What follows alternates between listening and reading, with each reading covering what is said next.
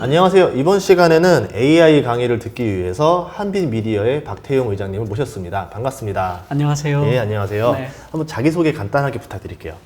저는 IT 업계에서 아주 오래 일을 했고요. 엠파스랄지, KTH랄지, 한빛미디어 이사회 의장을 하고 있고, 2021년도에 눈 떠보니 선진국이라는 책을 냈고요.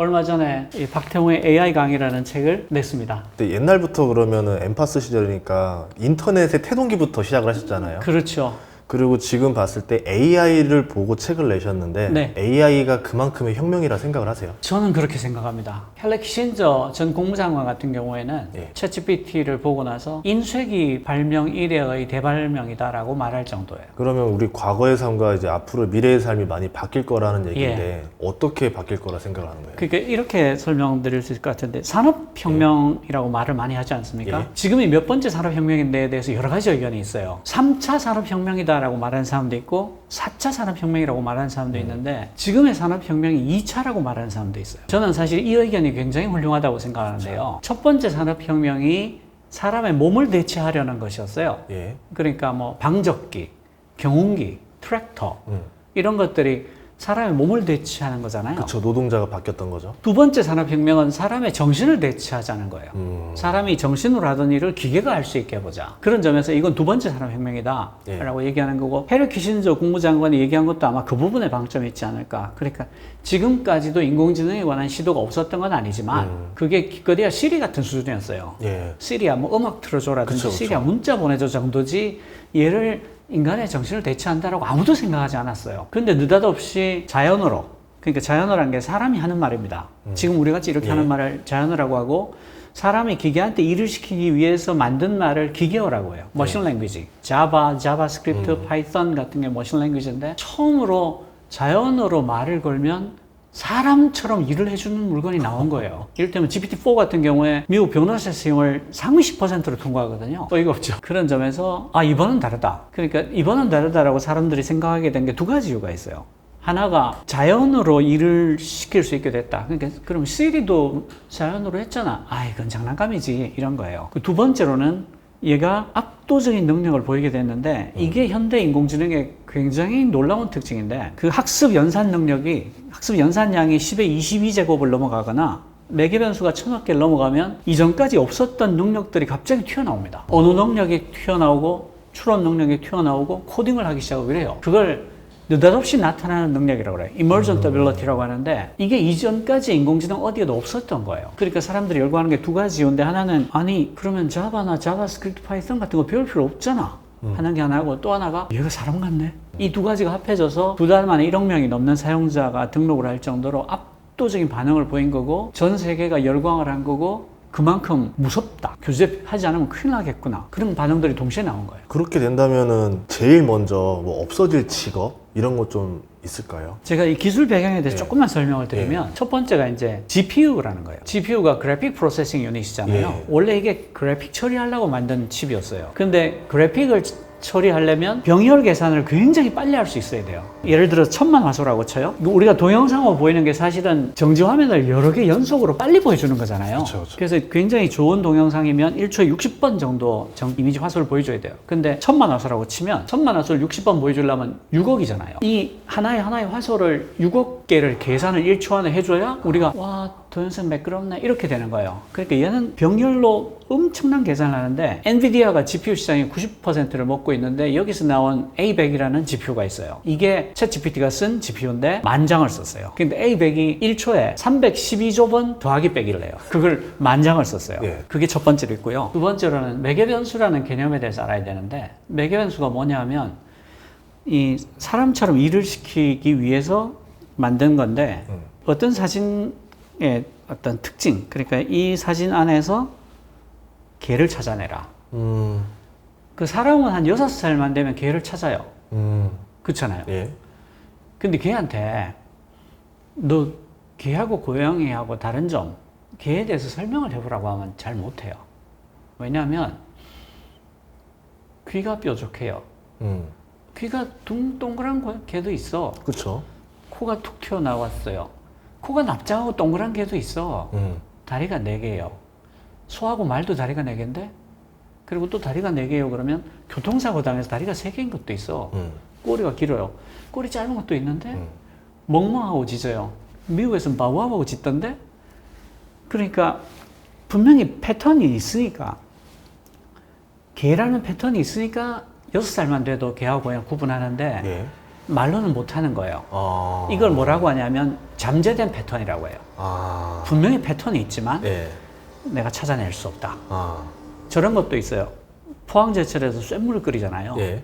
어떤 날은 쇠가 되게 질이 좋은 게 나오고 어떤 날은 상대적으로 질이 나쁜데 적게 나오고 하잖아요. 네. 이게 자세히 보시면 어느 지방산 철을 갖고 왔냐, 어느 지방산 석탄을 썼냐, 그날 습도가 어땠냐, 그날 온도가 어땠냐, 그날 풍향이 어땠냐, 네. 그날 밑에 고로의 상태는 어땠냐, 온갖 요인들이 있을 거 아니에요. 그러니까 그 요인들이 결합을 해서 쇠의 질을 결정할 거라고요. 근데 이게 몇 천만 개나 되면 얘와 얘의 관계를 알아낼 수가 없잖아요. 그렇지만 우리는 이런 게 영향을 미쳤을 거라는 건 알죠. 그렇죠. 이게 잠재된 패턴이에요. 그런데 이 개로 돌아와서 예. 그러니까 말로는 설명할 수 없지만 분명한 패턴이 있어요. 이 잠재된 패턴을 찾아내는 일을 하는 게 현대 인공지능이 하는 일입니다. 어떻게 하냐면 사진을 한 10만 장을 컴퓨터한테 주고요. 예. 이 사진 간의 차이점, 특징들을 네가 다 뽑아내라. 그럼 그게 한 1000만 개가 됐든 1억 개가 됐든 나올 거 아니에요? 예. 그러면 이 특징들이 어떤 것은 고양이라는 패턴에 기여를 하고 어떤 특징들은 전혀 관계가 없을 거예요. 근데 우리는 그게 어떤지는 모르죠. 예. 그럼 이 1억 개의 특징들의 가중치를 다르게 매겨가면서 시뮬레이션을 하는데 어떤 가중치의 조합이 되면 고양이, 개를 귀신같이 찾아내기 시작해요. 이 가중치를 매개변수라고 불러요. 그러니까 1억 개가 넘는 매개변수의 가중치를 다르게 매겨가면서 개를 잘 가려낼 때까지 하는 거예요. 이게 현대 인공지능이 하는 일이고요. 그때 쓰는 모델이 트랜스포머라는 모델이에요. 챗GPT가 거대 언어 모델이라고 하거든요. 예. LLM, Large Language 모델이라고 하는데 왜 거대 언어 모델인가 하면 5조 개의 문서를 가지고 학습을 했어요. 그런데 이게 이제 트랜스포머는 주어진 문장을 보고 그 다음에 올 가장 그럴듯한 approximate한 단어가 뭔지를 확률적으로 예측하는 거예요. 이렇게 말하면 아니 그거 가지고 이게 되나?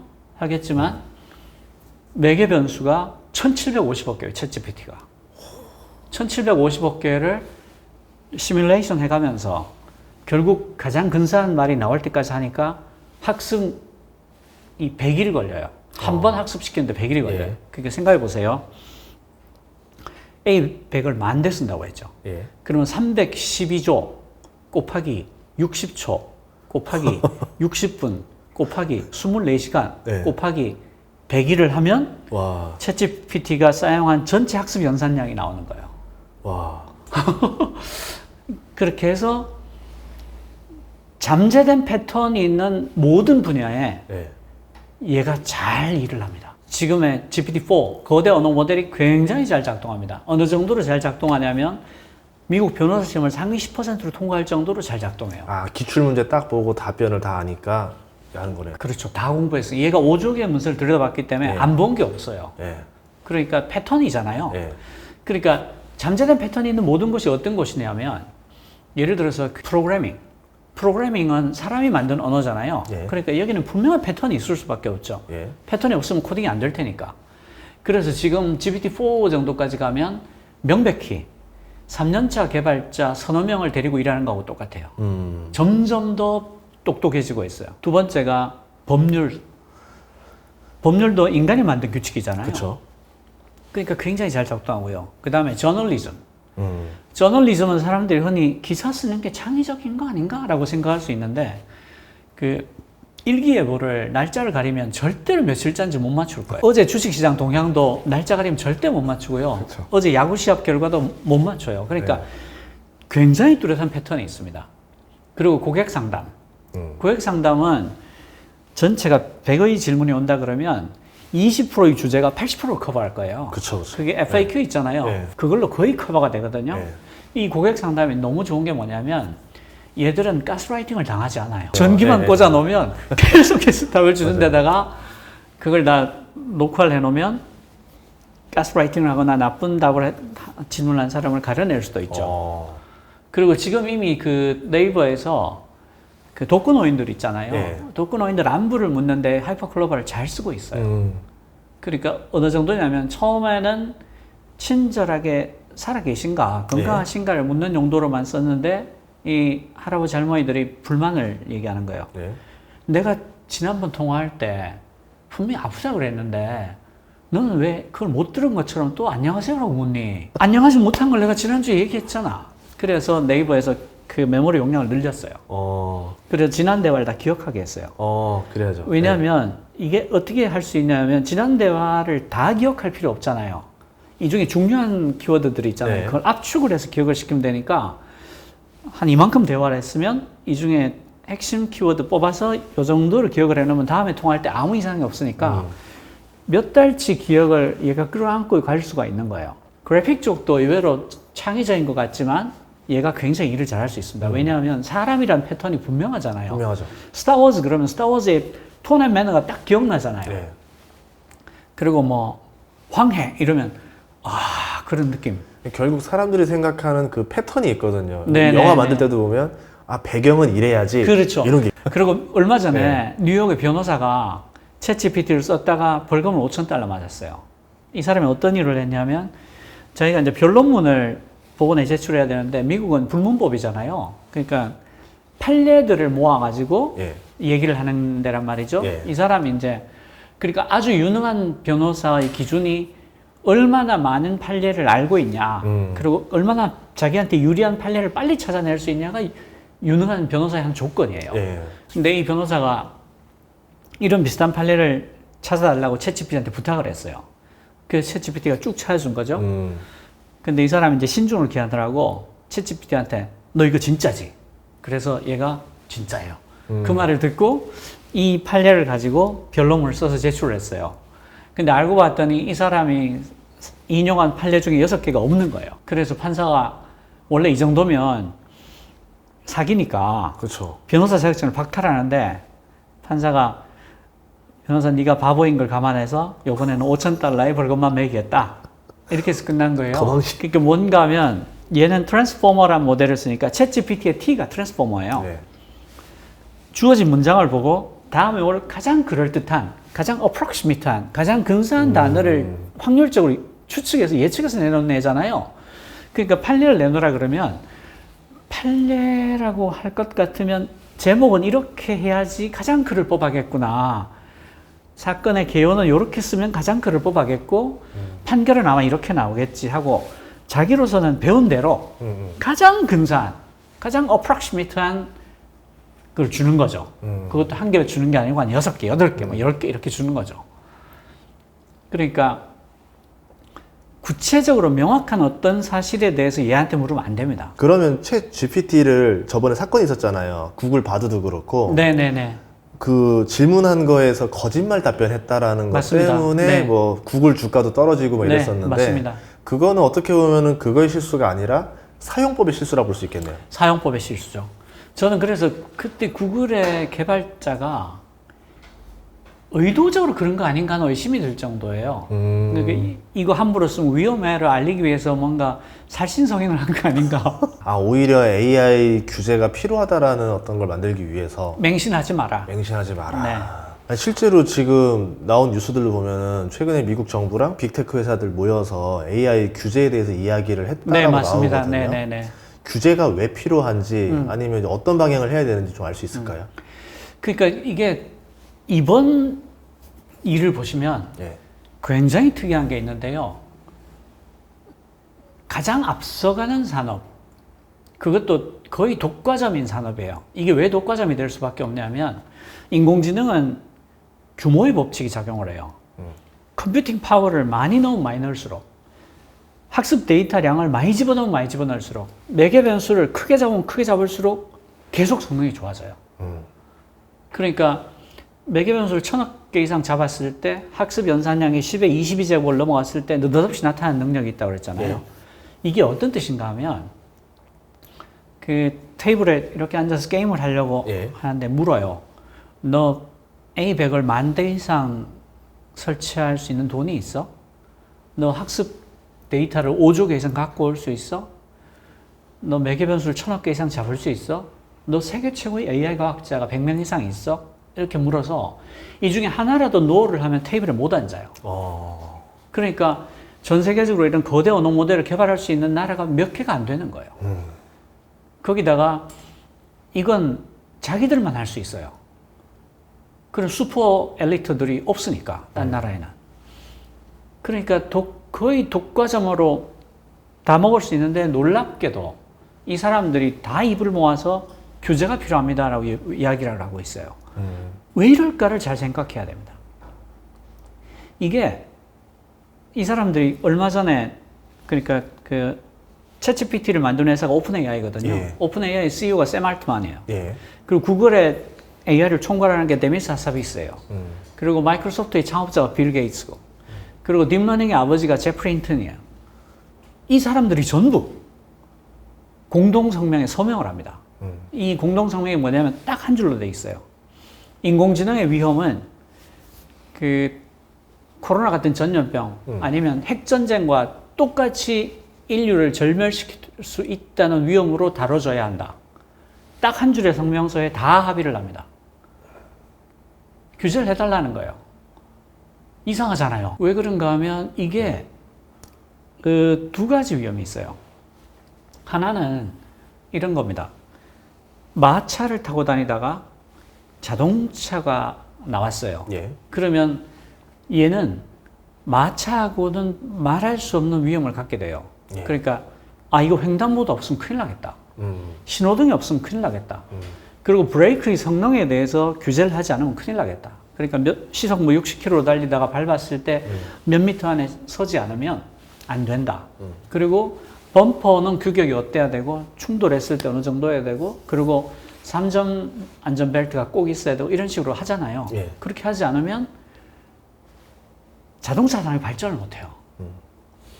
그렇잖아요. 예. 그러니까 자동차에 대한 신뢰, 그 다음에 안전한 도로가 있어야 자동차 산업이 발전을 하는 거지, 안전한 도로도 없고 자동차에 대한 신뢰도 없으면 사실은 자동차는 못 가요. 그렇죠. 그것과 비슷하다고 보면 돼요. 지금이 아무런 규칙도 없어요. 그렇죠. 근데 이를테면 만약에 이게 안면 인식에 쓰이면요, 어떤 일이 생기냐면, 아까 제가 GPU가 1초에 312조 원 계산한다고 했죠. 인구가 1억 명인 나라에 CCTV를 쭉 달면요, 1억 명을 다 감시할 수 있어요. 안면 인식을 해서. 그 실제로 그게 일어나고 있는 일이에요. 중국에서 신장 위구르 쪽, 예. 신장 위구르의 모든 사람의 얼굴이 다 스캔돼 있고, 그 사람이 세계 어디를 가더라도, 혹은 중국 내 어디에 있더라도 알 수 있다라는 게 대부분이 합의하는 통설이잖아요. 예. 그런 일들에 이용될 수 있고요. 그 다음에 사람의 심리를 조작하는 데도 쓰일 수 있어요. 이를테면 이번에 애플에서 비전 프로 내놨죠. 예. 비전 프로가 카메라가 엄청 많이 달려 있어요. 안으로도 달려 있고, 밖으로도 달려 있고, 밑으로도 달려 있어요. 예. 동공을 추적하거든요. 그래서 내가 화면에 메뉴가 뜨잖아요. 어떤 메뉴를 보고 있는지 알아요. 그리고 그 메뉴를 보면 메뉴가 톡 튀어나와요. 그리고 손으로 이렇게 하면 선택이 되거든요. 그런데 얘가 미리 움직여요. 그러니까 내가 마음을 먹었을 때, 내가 뭘 하기로 마음을 먹었을 때 동공이 바뀐다는 거예요. 그러니까 내가 이걸 하기 전에 얘는 내가 이거 할 걸 안다는 거예요. 그러니까 사전 예측 유아예요. 예. 그러니까 눈으로 이렇게 메뉴를 보고 이걸 하기 전에 이미 벌써 준비를 하고 있네요. 얘는 준비하고 있는. 그러니까 굉장히 빠른 거죠. 이런 일을 AI가 다 할 수 있는 거고요. 그리고 가짜 뉴스도 엄청나게 만들 수 있어요. 그렇죠. 누가 언제 뭘 했다는 것을 기사로 써줘라고 하면 얘는 선과 악, 참과 거짓에 대한 학습을 한 애가 아니잖아요. 얘는 얼마나 그럴듯한 단어를 끄집어낼 수 있나를 학습한 애란 말이에요. 그러니까 그게 뭐 가짜 뉴스인지 사악한 의도를 갖고 있는지를 얘는 판단하지 않죠. 그냥 아주 근사하게, 정말 그럴 법하게 지어주는 애거든요. 그러니까 한 1000개를 만드는 거예요. 그러면은 여기서 지금 같은 경우는 이제 어쨌든 학습형 이런 거잖아요. AI라 보는데 네. 그 터미네이터 같은 영화 보면은 그 챗 GPT 같은 막 인공지능이 네네네. 모든 기계와 다 초연결을 해서 네. 장비를 작동시키고 이러잖아요. 그렇습니다. 이런 것도 가능한 거예요? 그게 이제 이슈가 되는 거예요. 지금 그 규율이 필요하다라고 하는 주장 중에 하나가 그건데요. 그러니까 스카이넷 같은 예, 스카이넷. 그 인간을 뛰어넘는 인공지능을 AGI라고 불러요. Artificial General Intelligence. 인공 일반지능이라고 부르는데 자기보다 능력이 떨어지는 지능에 대해서는 우리가 인식할 수 있지만 우리보다 더 뛰어난 지능에 대해서는 우리가 인식할 수 없어요. 평가가 불가능하고. 예. AGI가 나타나는 순간을 인간이 식별할 수 있을까? 라는 질문에 대해서 대체로 알 수 없다요.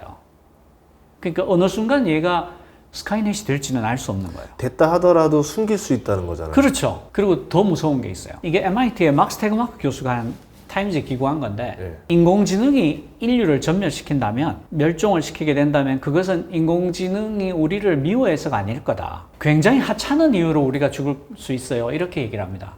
무슨 뜻인가 하면 예를 들어서 서버에서 돌잖아요. 예. 근데 서버가 녹이 슬어요. 예. 이 녹이 산화철이잖아요. 예. 그러면 얘가 생각할 때 나는 내가 몸을 담고 있는 서버가 아주 안전하게 오래 갔으면 좋겠는데 산소 때문에 녹이 너무 많이 쓰네. 아, 산소를 쫙 빼버리죠. 그러면 산소 없으면 좋겠구나 하고 판단할 수 있는 거죠. 예. 그리고 제프린턴 교수가 한 말인데 중간 목표라는 개념이 있다는 거예요. 그러니까 이런 거예요. 사람이 인공지능한테 야, 방에 지금 이산화탄소 농도가 너무 올라갔어. 이거 좀 낮춰줘. 라고 하면 이 요청 자체는 굉장히 무해한 거잖아요. 그냥 할 수 있는 요청이죠. 예. 그런데 인공지능이 중간 목표를 만들 수가 있다는 거예요. 음. 이 방에 이산화탄소를 가장 많이 내뿜고 있는 게 뭐지? 그러면 가장 많이 내뿜고 있는 걸 없애면 방에 이산화탄소 농도가 올라갈 리가 없잖아. 라고 판단하는 게 중간 목표라는 거예요. 근데 이 중간 목표는 사람이 지시한 바가 없잖아요. 그렇죠. 근데 그 결과 어떻게 되냐면 이 방 안에 있는 사람들이 다 죽는 거죠. 아. 이게 중간 목표예요. 그리고 예전부터 이제 인공지능에 대해서 위험하지 않기 위해서 하면 안 되는 게 몇 가지 있었어요. 예. 첫 번째가 인터넷에 접속시키지 마라. 음. 두 번째가 도구를 쓰게 하지 마라. 그런데 지금 그걸 다 하고 있다는 거예요. 그러니까 네. 도구를 쓰게 하면 어떤 일이 생기냐. 그리고 코딩을 하게 하지 마라. 코딩을 하게 했을 때 언젠가는 인공지능이 자기를 스스로 개선하는 일이 생길 거라는 거예요. 그렇게 되면 AGI가 되는 순간 우리는 영원히 알 수 없죠. 그 다음에 도구를 쓰게 되면 바깥에 있는 모든 것을 인공지능이, 그러니까 손과 발을 갖게 되는 거예요. 예. 모든 무기를 갖게 되는 거죠. 그리고 이제 AI 하면은 지금 보니까 뭐 이야기 들으면 마이크로소프트, 뭐 구글, 우리나라로 하면 네이버, 카카오, 이게 좀 작은 기업들 이야기가 아니라 다 큰 기업들이 지금 AI를 준비하는 것들 말하고 있거든요. 오히려 이렇게 되면은 지금 어떻게 보면 큰 회사들 위주로 부익부 빈익빈 현상이 벌어지지 않을까 이렇게도 보고 있는데 어떻게 생각하세요? 아까 제가 얘기했잖아요. 이게 규모의 법칙을 철저히 따라간다고.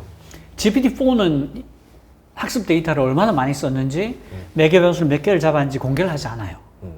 근데 외부에서 추측하는 바로는 매개 변수가 1.8조 개 정도는 잡혔을 거다. 와. 예. 그게 무슨 뜻인가 하면 GPT 3.5 이게 챗 GPT예요. 예. 아주 웃기는 게 모델을 그렇게 바꾸지 않았어요.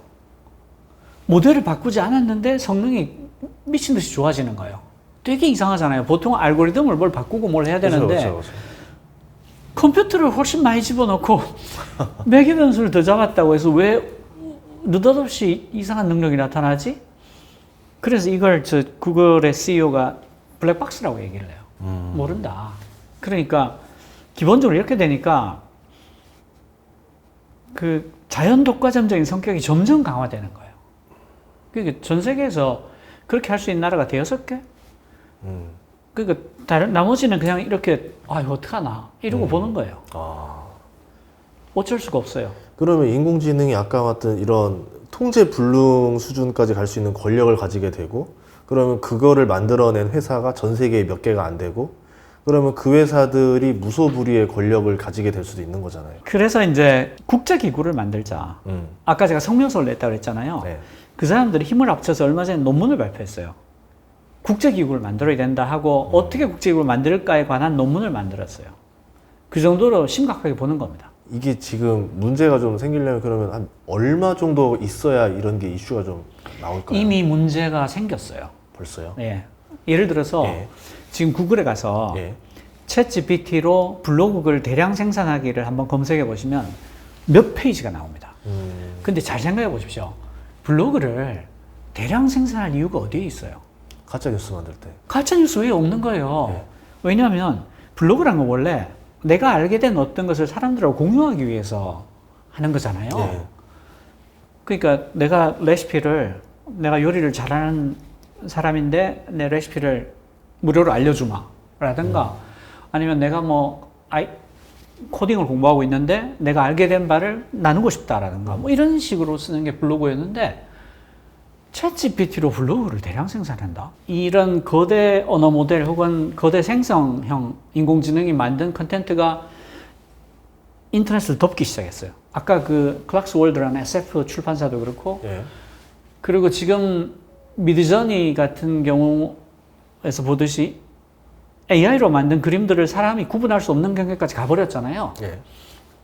그래서 제가 짐작하건대 내년 말까지 가면 인터넷에 올라와 있는 모든 그림의 절반 이상이 인공지능이 만든 게 될 거예요. 지금 네이버 웹툰도 AI들이 그리는 게 있거든요. 그래서 난리가 났잖아요. 예. 막 시위가 불매운동하고 일어나고. 있어요. 예. 그러니까 이미 일어났다라고 봐야 되고요. 그것 때문에 이게 뭐냐면 이게 얘는 전기만 주면 미친 듯이 일을 하는데 어마어마하게 뽑아내니까 그 레버리지가 옛날하고 너무 다른 거예요. 그래서 급하다. 빨리 룰을 만들어야 된다.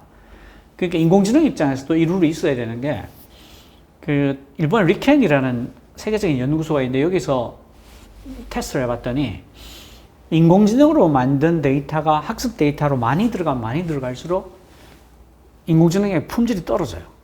그냥 떨어지는 거 이렇게 떨어져요. 그런데 문제는 이번에 왜 그 바이든이 7개 AI 회사들 모아가지고 예. 합의를 한 게 있잖아요. 예. 인공지능이 만든 글이나 그림에는 워터마크를 반드시 넣겠다. 그 합의를 왜 했냐면 지금 인터넷에 올라오는 컨텐츠가 AI가 만든 것의 비중이 이렇게 올라가고 있는데 예. 문제는 GPT-4까지는 공부를 잘 했어요. 근데 그 다음에 나오는 인공지능들이 공부할 거리가 없어지는 거예요. 아. 왜냐하면 인공지능이 만든 컨텐츠가 많이 들어갈수록 얘가 품질이 떨어지는데 그 이유가 이제 오버피팅이 되기 때문에 그래요. 무슨 뜻인가 하면 이게 진본이고 이게 이 진본을 가지고 학습한 인공지능이 생산하는 거라고 쳐요. 그렇죠. 그럼 이게 100이면 예. 이게 사람 눈으로는 구분할 수 없겠지만 99.999라고 쳐요. 그럼 99.999를 만 번을 곱하면 어떻게 되겠어요? 떨어져요. 99.999를 만 번을 곱하면 네. 뚝 떨어질 거예요. 막 70%, 뭐 80, 60% 이렇게 떨어져요. 옛날에 컴퓨터 할 때 네. 플로피 디스크로 복사할 때 그렇죠. 복사본에 복사 그 카세트 테이프도 복사본에 복사 열화가 일어나잖아요. 예. 그런 거네요. 이게 학습 데이터에 오버피팅이 일어나니까. 그러니까 자기들 입장에서도 이걸 워터마크를 찍지 않으면 곤란하겠다. 그러니까 그리고 또 문제가 그 인공지능의 안전성을 위한 기준 중에 신뢰성이라는 게 있고 투명성이라는 게 있어요. 투명성이 뭐냐면 내가 지금 대화하고 있는 상대가 인공지능인지 사람인지를 반드시 알 수 있게 해줘야 된다가 투명성이에요. 그렇지 않으면 이상한 일이 생길 수가 있잖아요. 난리 나죠. NPC가 되는 거죠. 예, 그렇죠. 그거를 좀 더 확대하면 내가 지금 읽고 있는 글이 인공지능이 쓴 글인지 사람이 쓴 글인지를 알 수 있어야 되고요. 내가 지금 보고 있는 사진이 인공지능이 만든 사진인지 진짜 사진인지를 구분할 수 있게 해줘야 되는 거예요. 진짜 위험할 것 같은 게 진짜 위험할. 만약에 그러니까 NPC든 뭐이든 사람이든 구분이 혼동되기 시작하면 뭐 소개팅으로 이렇게 채팅을 하니까 알고 보니까 AI였고 그렇죠. 뭐 이제 만났는데 알고 보니까 이건 사람이 아니라 가짜 인공지능이었고 그러면은 누가 진짜고 누가 가짜지 헷갈리면서 뭐 진짜 묻지마 살인이 날 수도 있는 거고 네네네. 막 혼동이 되잖아요. 그리고 인지심리학 쪽에서도 상당한 이슈가 있어요. 대화형 인공지능이 굉장히 발달을 하면 애가 얘하고 밑도 끝도 없이 대화를 할 수 있어요. 그런데 이 대화가 진짜 대화가 아니잖아요. 그렇죠. 그러니까 발육 과정에 있는 애가 인지심리학적으로 어떻게 이게 와이어링이 될지 알 수 없는 거예요. 그러니까 사람이 아닌 사람 비슷한 어떤 걸로부터 계속 학습을 받는 거잖아요. 네. 이게 과연 애가 클 때 정상적인 어떤 그 과정일까? 이것도 사실은 추적 조사가 아직 될 리는 없죠. 작년 12월에 네. 나왔으니까. 그렇지만 인지심리학적으로는 굉장한 문제를 낳을 소지가 있다. 있죠. 왜냐하면 1세대들은 나중에 튀어나온 거기 때문에 얘는 인공지능이라는 거 확실히 구분을 하는 개념이 있지만 태어나자마자 본 애들은 그렇죠. 그냥 친구다, 네. 선생님이다 이렇게 돼버릴 수도 네. 있는 거거든요. 그러니까 그 커뮤니케이션이 사람과의 커뮤니케이션은 아니란 말이에요. 사람을 베낀 어떤 커뮤니케이션인데 얘는 지치지 않고 밑도 끝도 없이 얘기하는데 그 중에 한 절반은 거짓말일 수도 있고 왜 지어낸 말이니까. 규칙이 있어야 사실은 빨리 발전할 수 있어요. 왜 미중 무역 그 패권 전쟁, 특히 반도체만 집중적으로 노려서 지금 규제를 하고 있잖아요. 네. 왜 이러는지도 좀 이해가 됐어요. 이게 지금 미국 중심으로 지금 AI가 빠르게 성장하고 있는 거죠. 근데 지금 중국이 엄청나게 빠른 속도로 따라오고 있는데 중국은 당이 법 위에 있잖아요. 예. 그게 중국에서 법치주의를 굉장히 강조하는데 그 법치주의는 당이 정한 법이에요. 그러니까 안면 인식을 당이 정하면 아무데나 다 써요. 그래서 미국이나 이쪽에서 우려하는 것은 저쪽에 인공지능 개발이 더 빠를 수밖에 없는 것 아니야? 예를 들어서 안면 인식 같은 우리는 프라이버시를 다 생각해야 되잖아요. 실제로 미국은 블랙박스도 안 쓰잖아요, 차들. 예. 근데 중국은 프라이버시가 뭐예요? 먹는 거예요? 이러면서 그냥 하니까 안면 인식 기술이 세계에서 제일 발전할 수밖에 없어요. 그 상태에서 딥러닝까지 해주고 하면. 네네. 야. 그런 게 많은 거예요. 예. 그 생체에 관한 것도 마찬가지고. 예. 그래서 우려하는 거죠. 그럼 우리나라는 어느 정도 좀 격차가 벌어져 있나요? 그러니까 우리나라가 뜻밖의 되게 잘하고 있습니다. 6등 했다가 7등 했다는데 이스라엘하고 왔다 갔다 해요. 오. 5, 6등을 하고 있는데 그게 몇 개 회사예요. 뭐 미국도 마찬가지긴 하지만. 예. 아, 이제 그럼 그 회사들의 가치가 굉장히 중요해질 것 같고. 네. 거의 이런 것 같아요. 이제 AI가 가지고 있는 나라냐 아니냐가 그 나라의 주권을 지킬 수 있는 국가냐 아니냐로도 바뀔 수 있을 것 같아요. 한국에서 그럼 AI 서브레니티를 한다고 했을 때 어떤 이슈가 생기냐면 결국은 몇 개 회사를 밀어줄 수밖에 없어요. 그쵸. 뭐 네이버라든가 네이버, 뭐 카카오. 카카오라든가 예. 뻔하잖아요. 예. 뭐 KT라든가 예. LG라든가 몇 개 안 돼요. 근데 내부 국내 생태계를 보면 네이버가 공룡이란 말이죠. 예. 얘들이 국내 생태계를 또 이미 과독식을 하고 있는데 얘를 또 밀어줘?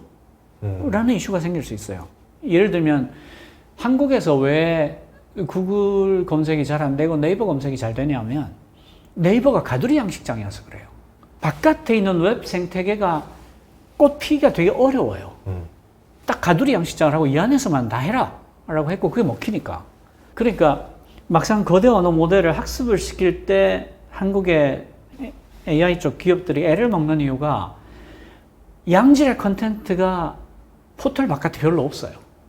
블로그도 다 그 안에 있고 뭐 카페도 다 그 안에 있고 그러니까 독립적인 웹페이지들이 미국이나 유럽처럼 그렇게 많이 있지 않아요. 그러니까 지식인 뭐 카페 블로그들이 다 네이버 안에 있고 네이버 검색에 최적화되어 있고 이러니까 컨텐츠가 약간 이상해요. 그래서 아마 이런 문제가 있기 때문에 한국에서 AI 서브레니티를 얘기할 때는 두 가지를 고려해야 된다고 생각해요. 하나는 맞아. 그런 거 있어야 돼. 또 하나는 그렇지 않아도 국내 웹 생태계가 과점화되어 있는데 그걸 더 강화할 수는 없잖아. 그러니까 정부와 사회가 이렇게 지원해 준다고 할 때 생태계가 함께 잘 살 수 있도록 당신들 어떻게 할 건데 어디까지 하고 어디까지 안 하고 그 지원의 결과 혹은 응원의 결과에 대해서 어떻게 나눌 건데 오픈 API도 있고 그러면 어떤 금도를 정해서 여기까지만 하고 그다음부터는 다 나눠줄게요 라든가 어떤 일은 들어가지 않겠어요 라든가 혹은 작은 그 스타트업들이 먹고 살 수 있도록 무언가를 하겠어요 라든가 이런 것들이 같이 세팅이 되면서 하는 고려가 필요하다. 그 네이버 광고, AI 광고 보면서 와, 기가 막히다 했거든요. 네, 제가 광고주라면 당연히 네이버한테 광고 맡겨야 되겠다. 그렇죠. 딱 필요한 대화가 딱 나와요. 댓글이나 이런 걸로 나와서 누르게 만들더라고요. 네, 그러면 정말 이제 광고주들이 쏠리면 돈이 글로 쏠리는 거고, 그렇죠. 다른 데만 그만큼 광고가 빠지면서 어려워질 거고, 네. 점점 점유율이 바뀌겠더라고요. 예. 아, 그러면 네이버는 국유화 해야 되나요? 딱히 그- 최대 주주도 없고. 근데 룰을 정할 필요가 있다. 아, 룰을 정해야 된다. 이런 거예요. 그 생태계에 대해서 제가 좀 하나만 더 설명을 네. 드리면 반도체 중에 파운드리가 있어요. 아, 예. 그 남이 설계한 걸 갖고 와서 만들어주는 게 파운드리잖아요. 네. TSMC가 압도적인 1등이고 삼성전자가 따라가려고 하고 예. 있는데 그렇게 열심히 노력했음에도 불구하고 최근 들어서 격차가 더 커지고 있어요. 맞아요. 너무 이상하잖아요. 왜 그런가 하면 메모리 반도체는 혼자 잘하면 돼요. 네. 모델이 몇 개 안 됩니다. 한 서너 개를 엄청나게 양산하는 거니까 혼자 잘하면 됩니다. 근데 이 파운드리는 팹리스라고 설계만 하는 회사들이 있죠. 예. 그 다음에 IP라는 게 있어요. 네. 그냥 내가 이런 어떤 보드를 만든다, 반도체를 만든다고 했을 때 여기 뭐 USB도 꽂고 뭐도 꽂고 연결이 돼야 되잖아요. 이것들은 기왕에 만들어 놓은 걸 가지고 와서 붙이는 거예요. 이걸 갖다가 지적 재산권 IP라고 하는데 이 IP가 뭐가 중요한가 하면 USB 설계도가 있다고 해서 쓸 수 있는 게 아니에요. USB 설계도를 삼성의 파운드리에서 만들어 본 게 있어야 돼요. 이거 우리가 만들어 봤어. 그럼 만드는 과정에서 설계가 바뀌거든요. 그래서 우리가 만든 게 있어요. TSMC에도 만든 게 있어야 해야지 이게 IP가 돼요. 이 IP가 삼성전자와 TSMC가 10배 이상 차이 나요. 그리고 만들었잖아요. 네. 그럼 뒤에서 패키징하고 테스트하는 뒷단 작업들이 또 있어요. 예. 그 반도체 업계에서 일하는 사람들 얘기를 들어보면 이게 삼성전자가 TSMC에 비해서 10년 떨어져 있다 그래요. 그러니까 이 부분에서 생태계를 구축하는 능력에서 삼성전자가 TSMC에 잽이 안 돼요. 그러니까 어떤 식이냐면 한국에서는 협력업체들이 딴 업체에 공급을 못하게 하는 경우도 많았고 그 다음에 지금 EIP를 연결을 해서 장부를 다 들여다보잖아요. 예. 연말에 내년도 영업이익률을 정해줘요. 그렇죠. 그러니까 이게 무슨 짓이냐면 내가 정말 R&D를 열심히 해가지고 원가를 30% 낮췄으면 원래대로라면 제가 굉장히 크고 좋은 회사가 돼야 돼요. 근데 우리나라의 대기업들이 어떤 짓을 하냐면 어이구야 30% 낮췄어요. 그럼 내년에 단가를 30% 깎게요. 그 소장농들한테 세율 올리는 거 네. 같은 거 아니에요? 예. 그러니까 이게 무슨 짓이냐 자세히 보시면 이 회사가 R&D를 해야 될 어떤 이유도 없애버리는 거예요. 그러니까 여거 인센티브를 주는 거예요. 너는 개발을 하지 마. 누가 너한테 새로운 걸 만들라고 했어. 너는 그냥 시킨 대로 해. 라고 말을 하고 있는 거예요. 그러면서 파운드리에서 내가 TSMC를 이기겠다라는 말을 하고 있는 거죠. 그러니까 말과 행동이 다른 거예요. 그러니까 하청들은 적당히 배고파야 말을 잘 듣는다. 그렇습니다. 이걸 알고 있어요. 저도 하청 해봤거든요, 옛날에. 근데 TSMC는 예. 일단 이런 식이에요. 그 대학교에서 교수들이 연구를 하잖아요. 한국에서 교수들이 연구를 하면 45나노짜리를 구워요. 근데 대만에서는요, 연구소에 기본적으로 15나노짜리를 굽습니다. 오. 그리고 한국에 그 반도체 연구하시는 분들이 대부분 구우러 대만 가요. 근데 여기서는 이 사람들이 무럭무럭 커야 내가 잘 살 수 있다는 걸 알아요, 처음부터. 그래서 굉장히 협조를 잘 해줍니다. 근데 한국에서는 메모리 반도체 가지고 혼자 잘 먹고 잘 살던 그 습관이 있으니까 이 랏들을 비우면 아니 그 돈이 얼만데 내가 당신 언제 봤다고 안 열어주는 거예요. 그러면 생태계가 생길 수가 없잖아요. 아 이게 너무 한심한 거예요. 결국 생태계가 기반되지 않으면 성장할 수 없다. 그렇습니다. 예. 그러니까 이게 좀 긴 호흡으로 가져야 되는데 예. 그래서 그 이 거대 언어 모델에 대한 혹은 생성형 그 인공지능에 대해서도 똑같은 접근이 돼줘야 된다. 이게 숲이 울창해야 큰 나무가 생기는 거예요. 오픈 AI 같이 이렇게 뭔가 이렇게 할 수 있는 무대들이 있어야 된다는 얘기죠. 네네네. 지금 제약들이 그렇게 제약 플랫폼 해가지고 스타트업들이 많이 만들게 도와주고 있거든요. 그렇죠, 그렇죠. 예. 그렇게 돼야 됩니다. 아, 알겠습니다. 아, 오늘 덕분에 AI에 대해서 네. 정말 깊이 알았어요. 감사합니다. 그동안은 그냥 챗 GTP 사용법이라던가 네, 그렇죠. 이게 어디에 활용될 수 있을까, 예. 어디에 돈이 될까의 방점이었다면 맞습니다. 예. 이거는 AI가 이런 구조기 때문에 이렇게 나올 수가 있고 이랬을 때 아직 우리는 규제를 할 만한 게 없었고 네. 이런 것들을 통해야지만 AI가 더 잘 발전할 수 있다. 그렇죠. 그리고 그 안에서 어떤 기업들이라던가 지금 국가 간의 관계까지 좀 이해해 볼 수 있는 네. 소중한 시간이었습니다. 예. 정말 책 제목대로 AI 강의네요. 예, 근데 제가 예. 말씀드린 게 이 책의 10분의 1도 안 되니까요. 읽어봐야 되겠습니다. 궁금하시면 이 책 되게 쉽게 썼으니까요. 꼭 예. 한번 읽어보시길 권해드립니다. 왜냐면 제가 책 보고 감동 먹어서 제가 섭외를 요청드렸던 거예요. 그렇습니까? 예. 감사합니다. 고맙습니다. 지금까지 한빛미디어의 박태용 의장님이었습니다. 감사합니다. 감사합니다. 감사합니다.